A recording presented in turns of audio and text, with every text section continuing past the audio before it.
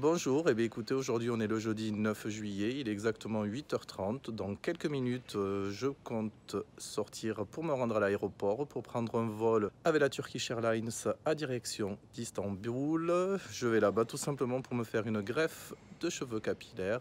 Et j'ai choisi la clinique Air Medico, donc supervisée et gérée par le docteur Arslan. Vous pouvez faire quelques recherches sur lui, vous verrez qu'il est connu internationalement et qu'il a de très bons résultats. Et de surplus, entouré d'une équipe de professionnels. Voilà, écoutez, ce que je vous propose, c'est de vous faire des petits vlogs pour voir à quoi consiste une greffe capillaire. À tout à l'heure.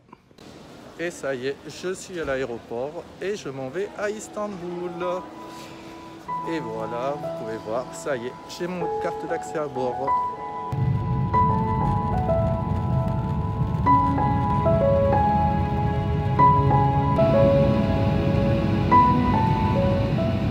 Et ça y est, je viens de récupérer ma valise maintenant et je vais rejoindre Serhat qui doit m'attendre à l'extérieur.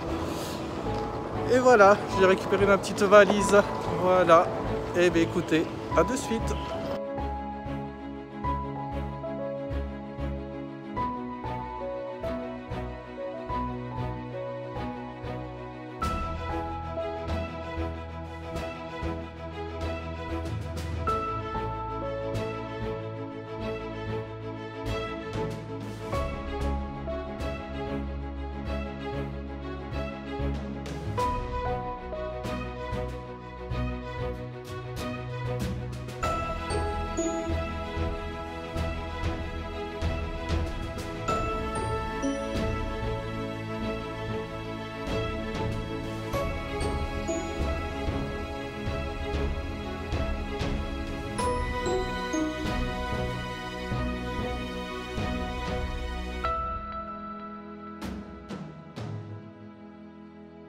Bonjour, donc moi c'est Ahmed, j'ai 44 ans, je viens de Toulouse.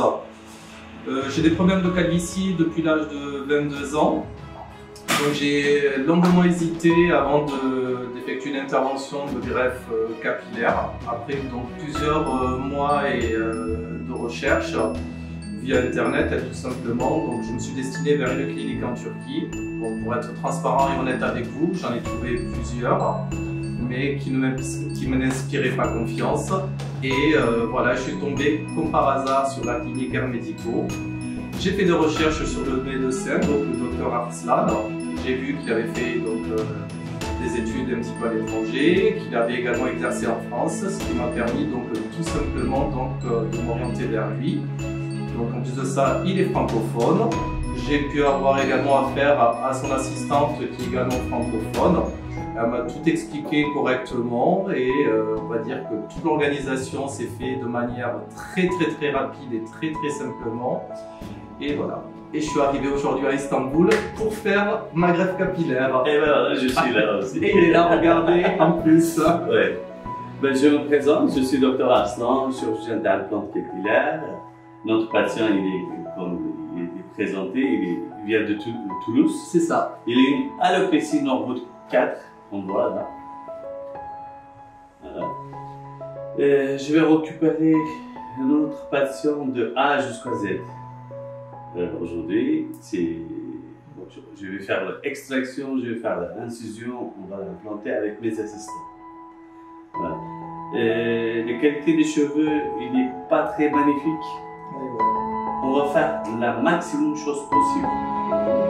Parce que pour avoir une très bonne résultat d'implant capillaire, la zone donneuse est très importante. Bien sûr, le rôle de médecin, aussi le rôle de patient, de donner la zone donneuse, qui va nous permettre d'extracter plus qu'on est bien. Voilà. On va faire le maximum de choses d'extractation, pas endommager la zone donneuse. C'est une esthétique, on ne va pas récupérer tout, mettre devant. On va donner un aspect homogénéique pour avoir un bon résultat et quelque chose de naturel. Alors, je le présente. Vous voyez ça.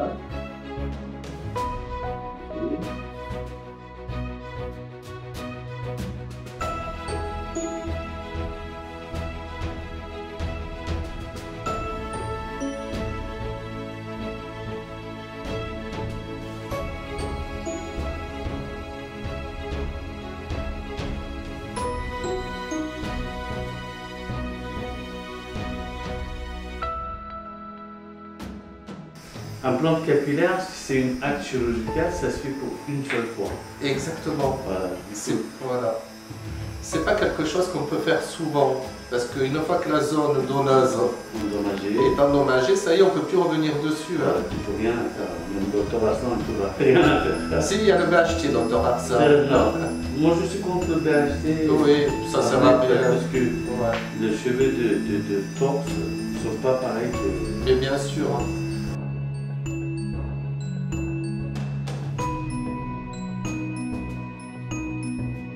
Deuxième jour. Deuxième jour, on a fait hier l'implantation. Aujourd'hui, j'ai fait juste le PRP pour fortifier un peu. Et c'est tout propre, hein. On a lavé aujourd'hui. Juste après le lavage, on a mis le PRP cheveux. On a fait le PRP pour les cheveux. Moi, j'ai envie de dire qu'on est coucounés comme des enfants. On s'occupe très bien de nous, voilà, comme si on était des bébés.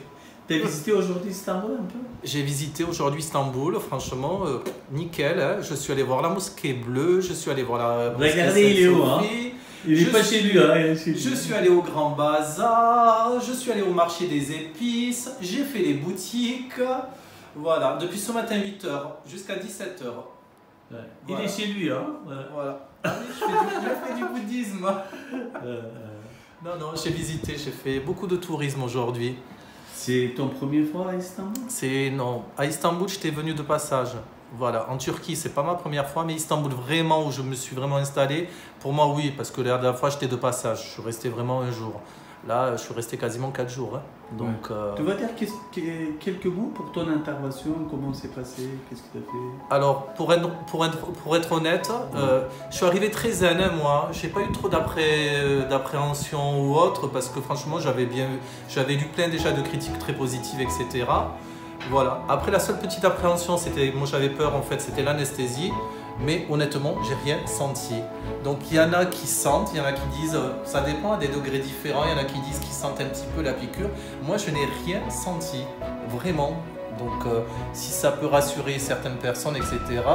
Voilà, donc moi j'ai senti une petite pique au début, mais après j'ai plus rien senti, quoi. Voilà, donc je pense ça appartient à chaque personne.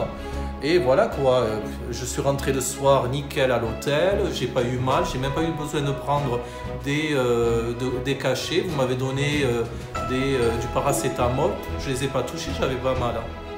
T'es bien dormi? J'ai dormi comme un bébé, like a virgin. Quand même, hein, le premier jour c'est un peu... Alors le problème c'est que voilà, c'est embêtant, pourquoi? Parce qu'il faut dormir semi-couché, donc avec la tête un peu surélevée, etc.